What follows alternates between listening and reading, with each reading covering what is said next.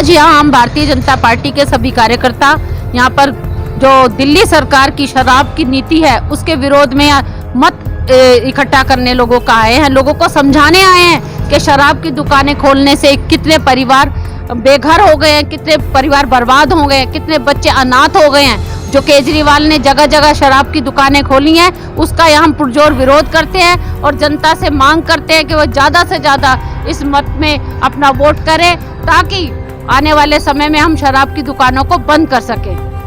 केजरीवाल जी कहते हैं कि मैं बहुत अच्छा काम कर रहा हूँ और लेडीजों को कितना आगे बढ़ा रहे हैं वो भी देख रहे हो आप लोग कि लेडीजों को पिंक ठेका दे दिया गया है। ये संस्कार हैं केजरीवाल जी के। तो केजरीवाल जी तो काम इतने अच्छे कर रहे हैं कि लोगों के पास अब उनका जवाब ही नहीं रहा है कि कितने अच्छे काम हैं उनके। केजरीवाल जी जो हैं उन्होंने इस समय हद पार कर दी है, जूते खाने लायक काम किए हैं। अगर महिलाओं को वो मिल जाएं तो जूते लगाएं, जैसे कि हमारे सत्य भाभी ने एक बार कहा था कि एक बार वो मिल जाए तो उनमें चांटे भी पड़ जाएं। तो ये हकीकत बात है, एक बार वो सामने आ जाए उसके बाद जूते चप्पल सब पड़ेंगे। अरविंद केजरीवाल की जो शराब नीति के विरोध में जो हम कार्यक्रम कर रहे हैं वो ये कार्यक्रम हमारे सिर्फ ये गौतमपुरी वार्ड के अंदर नहीं है, ये पूरी दिल्ली के अंदर है और कम से कम ऐसे कार्यक्रम 1120 स्थानों पर दिल्ली में हो रहे हैं। अब से पहले दिल्ली में सिर्फ 290 दुकानें हुआ करती थीं। आज की डेट में 1120 दुकानें दिल्ली में खोली जा रही हैं और खोली गई हैं। अभी तो ये 4,000 लाइसेंस इन्होंने दिए हैं। हम उसके विरोध में ये कहना चाहते हैं केजरीवाल सरकार को, गूंगी बहरी सरकार जो बैठी है, कि ये गली गली और मोहल्ले मोहल्ले में शराब के ठेके खोलेंगे। इससे जो हमारे युवा वर्ग है और जो हमारी माता बहन है ना तो ये सुरक्षित रहेंगे ना क्षेत्र सुरक्षित रहेगा। शराब पी पी के ये फ्री की जो एक के साथ एक फ्री दे रहे हैं, ये यहाँ का पैसा, जनता का पैसा इकट्ठा करके और ये दूसरे स्टेटों में चुनाव पर खर्च कर रहे हैं। पंजाब में जाते हैं, कहते हैं नशा मुक्त पंजाब करेंगे।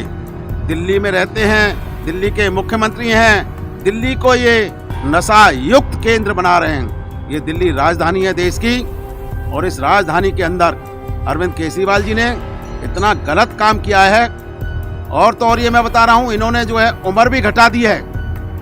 जो बच्चों की उम्र 25 साल की उनकी 22 साल कर दी है। जो हमारी माता बहनें हैं उन्होंने विद्रोह किया है इसका, तो उनके लिए पिंक ठेके खोलें। वो ये कह रहे हैं कि आपको भी हम पीछे नहीं छोड़ेंगे।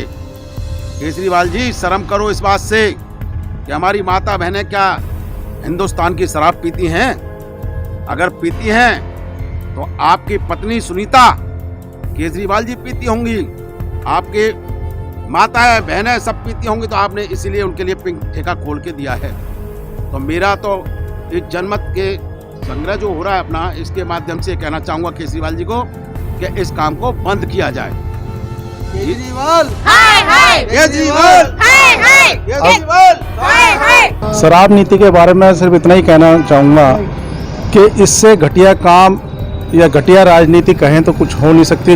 राजनीति का सबसे गिरा हुआ स्तर है कि युवा पीढ़ी को बर्बाद करने के लिए केजरीवाल ने जो ये योजना लाए हैं, घर घर को बर्बाद कर रहे हैं।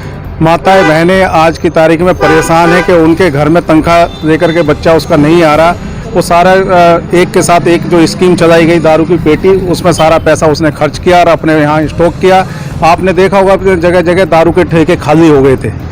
उसका कारण सिर्फ ये था कि जो पहले कभी कभार हफ्ते में एक दारू की बोतल लेके आता था, उसने स्कीम के चक्कर में आकर के पूरी की पूरी तनख्वाह उस पर बर्बाद की, जिसका नतीजा ये हुआ कि ठेके वालों की तो चांदी कटी परंतु उस गरीब के घर में अन्न का दाना नहीं पहुंच रहा।